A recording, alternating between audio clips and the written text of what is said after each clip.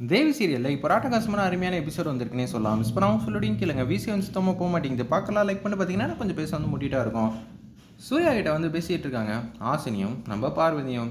ஏன்பா புஷ்பா சம்மந்தப்பட்ட விஷயத்தை எல்லாத்தையும் நிரூபிச்சிட்டா. நீ புஷ்பா கழுத்தில் தாலி கட்டியிருந்தனா இந்த குடும்பத்துக்கு என்ன ஆயிருக்கும்? வந்து துர்கா எல்லாத்தையும் நிரூபிச்சிட்டா புஷ்பா எவ்வளோ பெரிய கேடின்னு. அது மட்டும் இல்லாமல் அவங்க அப்பா அம்மா மாதிரி நடிக்க வந்தவங்க எல்லாத்தையும் வந்து சொல்லிட்டாங்களே. தயவு செஞ்சு புரிஞ்சிக்க. இனிமேட்டாவது துர்கா மேலே கோவப்படாத. துர்கா மேலே எதுக்காக நீ இவ்வளோ நாளாக கோவப்பட்டுட்டு இருந்த? புஷ்பா ரொம்ப அப்பாவி அது மாதிரி நினச்சதுனால தானே நீ வந்து சங்கடப்பட்டுட்டு யோசிச்சுட்டு இருந்த. இப்போ பார்த்துக்கங்க, துர்கா நிரபராதி நிரூபிச்சிட்டா.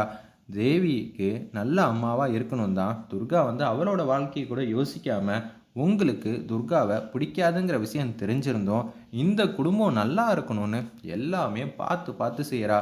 மாறி எப்படி இந்த குடும்பத்தில் ஆரம்ப காலத்தில் இருந்தா உங்களுக்கே நல்லா தெரியும். நீங்கள் மாரியை கூட ஏற்றுக்காம தான் இருந்தீங்க.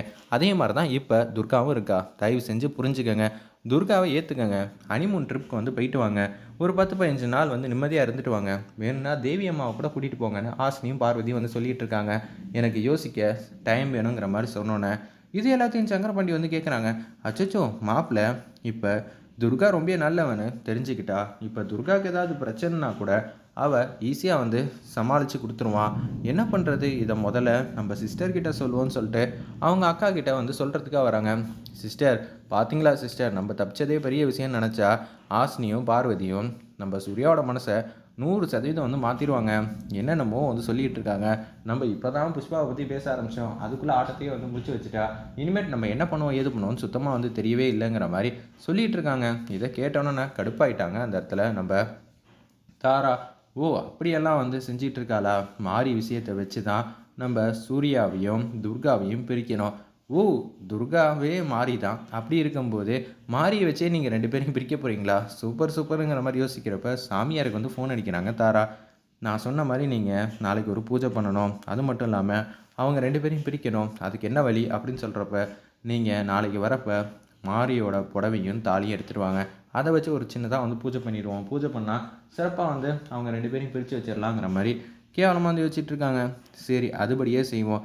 சிஸ்டர் நீங்கள் யோசனை பண்ணது எல்லாம் சூப்பர் தான். ஆனால் இந்த விஷயம் முதல்ல துர்காவுக்கு ஆசினிக்கு பார்வதிக்கு 3 பேருக்கு தெரியாமல் இருக்கணும். அது மட்டும் இல்லாமல் 3 பேருக்கு தெரியாமல் சூர்யாவும் கோயிலுக்கு கூட்டிகிட்டு போயிடலாம். அங்கே மாப்பிள்ளை 1000 கேள்வி கேட்பாப்பில். இது எல்லாத்தையும் நம்ம எப்படி வந்து நிரூபித்து காட்டுறது அப்படின்னு சொல்கிறப்ப நீ சொல்கிறதெல்லாம் வாஸ்தவமான பேச்சு தான்டா. ஆனால் இது எல்லாத்தையும் வந்து நம்ம செய்யணும்னா அதுவும் மாரியை வச்சு தான். என்ன சிஸ்டர் போக போக பார்த்தா மாரியை வச்சே நீங்கள் கிளக்கிடுவீங்க போல இருக்கே. ஆமாண்டா கனவு வந்துச்சு, மாறி இதை சொன்னால் அதை சொன்னான்னு சூர்யா மனசை வந்து மாற்றிட வேண்டியதான்னு சொல்லிட்டு அப்படியே கோயிலுக்கு வந்து போகிறாங்க. நம்ம சூர்யா கூட்டிகிட்டு. சூர்யா ஒரு முக்கியமான விஷயம்ப்பா, நம்ம குடும்பத்துக்கு புஷ்பானால் ஏகப்பட்ட பிரச்சனைகள்லாம் வந்திருக்கோம். இது எல்லாத்தையும் காப்பாற்றினது துர்கா தான், இல்லைன்னு சொல்லலை.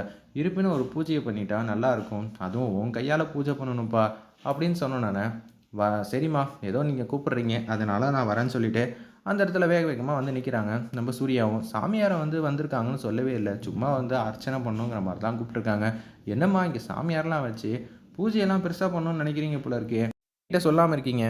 இல்லைம்மா நேற்று ஒரு முக்கியமான விஷயம் வந்து நடந்துச்சு. இந்த பூஜை எதை பற்றினது அப்படின்னு நம்ம சூர்யா வந்து கேட்குறாங்க சாமியார்கிட்ட. உடனே என்ன சிஸ்டர் எதுவுமே கேட்க மாட்டான்னு பார்த்தா சாமியார் எதாவது உளறிட்டா என்ன பண்ணுறதுன்னு, இது ஒரு மாங்கல்யத்தை வச்சு புடவையை வச்சு பூஜை பண்ணணும், அதுவும் உங்களோட ஃபஸ்ட்டு சம்சாரத்தோடது அப்படின்னு சொல்லி சொன்னோன்னே அவங்களுக்கு ஒன்றும் புரியல. என்னது மாங்கல்யத்தை வச்சு புடவையை வச்சா? இதெல்லாம் தேவையில்லாத விஷயங்கிற மாதிரி தான் எனக்கு தோணுதுமா, வேணாமா அப்படின்னு மறைச்சிட்றாங்க அந்த இடத்துல. இதெல்லாம் எதுவும் சரிப்பட்டு வராதுன்னு நம்ம சூர்யா உடனே கடுப்பாயிடுறாங்க தாரா. என்னப்பா சூர்யா இவ்வளோ தூரம் வந்துட்டேன், நான் சொன்னதை கேட்பியா மாட்டியா அப்படின்னு சொன்னோன்னே நீங்கள் சொன்னால் நான் கண்டிப்பாக கேட்பேம்மா. ஆனால் எந்த விஷயத்தில் கேட்கணும் எந்த விஷயத்தில் கேட்கக்கூடாதுன்னு ஒரு விஷயம் இருக்குது. நான் மாறி சம்மந்தப்பட்ட விஷயத்த எதுக்காகவும் யாருக்காகவும் எடுத்துகிட்டு வர மாட்டேன். சாரிப்பா என்னை மன்னிச்சிரு. இது மாதிரிலாம் சாமியார் நேத்தியே சொன்னதுனால மாரியோட தாலியும் நான் புடவையும் எடுத்துகிட்டு வந்துட்டேன். நீ உட்காந்தா மட்டும் இந்த பூஜையை வந்து பண்ணிடலாம். இது எல்லாம் எதுக்காகன்னு நினைக்கிறேன்? அம்மா என்கிட்ட கேட்காம இந்த மாதிரி விஷயத்தெல்லாம் எடுத்துகிட்டு வந்ததெல்லாம் ரொம்ப தப்புமா. நீங்கள் என்னோடய அம்மாவாக இருக்கலாம், இருப்பினும் என்கிட்ட கேட்கணுன்னு நீங்கள் நினைக்கணும்ல அப்படின்னு சொன்னோன்னே சங்கரபாண்டி வந்து கேட்குறாங்க. என்னப்பா கீழே எல்லாத்துக்கும் முடிவு எடுக்கிறதுக்கு நம்ம மாயா சிஸ்டருக்கு வந்து உரிமை இல்லையா? அது மட்டும் இல்லாம, "நீ இப்படியெல்லாம் பேசுவேன்னு நெனச்சு கூட பார்க்கலப்பா. அவங்க மனசு எப்படியெல்லாம் கஷ்டப்படும்." அப்படின்னு சொல்றப்ப, இது எல்லாத்துக்கும் ஒரு காரணம் இருக்கு. சிஸ்டர் காரணத்த சொல்லாம, நீங்க இத செய்ய போறேன், அத செய்ய போறீங்கன்னா, என்ன அர்த்தங்கிற மாரி கேட்ட உடனே, "இது எல்லாத்துக்கும் காரணம் மாரி தான்னு" சங்கரபாண்டி சொல்லிடுறாங்க. "என்னது மாரியா?" "ஆமா, சிஸ்டர் காலையில தான் என்கிட்ட சொன்னாங்க. உன்கிட்ட சொன்னா வருத்தப்படுவேன்னு தான் சொல்லிட்டு இருந்தாங்கன்னு" சொன்னோனே, "சொன்னதெல்லாம் உண்மதான். என் கனவுல மாரி வந்திருக்கான்னு" தாராவும் பொய் சொல்லிட்டு இருக்காங்க. "என்னம்மா சொல்ற?" அப்படின்னு சொன்னோனே, அவ என்ன தெரியுமா கனவுல வந்து சொன்னா? "சூர்யாவுக்கும், தேவிக்கும் நல்ல பக்கபலமா நீங்க இருக்கீங்க. நீங்க இருக்கிறத நெனச்சா எனக்கு ரொம்பவே சந்தோஷமா இருக்கு. தயவு செஞ்சு சூர்யாவையும், தேவியும் நல்லபடியா வந்து பார்த்துக்கங்க. அவ இது மாரி சொன்னாப்பா பூஜையெல்லாம் பண்ணணும்னு. அதுக்காக தான் நான் இது மாரி குருக்கள்ட்ட வந்து பேசினேன். இது மாரிலாம் பூஜை இருக்கான்னு. இருக்குன்னு சொன்னாங்க. அப்பதான் எனக்கே தெரிஞ்சுச்சு, மாரி சொன்ன விஷயம்லாம் கனவுல எல்லாம் உண்மைன்னு. இந்த பூஜையில வந்து நீ கலந்துக்கப்பா அப்படின்னு சொன்னோனே, இது எல்லாம் என்னோட ஆசை இல்ல, மாரியோட ஆசை. மாரியோட ஆசைய நீ நிறைவேத்தி தான் ஆகணும். இல்லாட்டி மாரி ரொம்பவே வருத்தப்படுவா.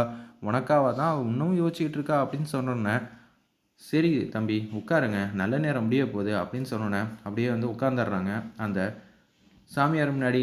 "நீங்க இப்ப மாரியோட புடவையும், மாங்கல்யத்தையும் கையில வச்சுக்கங்க. நான் சொன்னோனே, இதில வந்து வச்சுருங்க" அப்படின்னு சொல்லி அந்த இடத்துல வந்து பூஜைய வந்து ஆரம்பிக்கிறாங்க.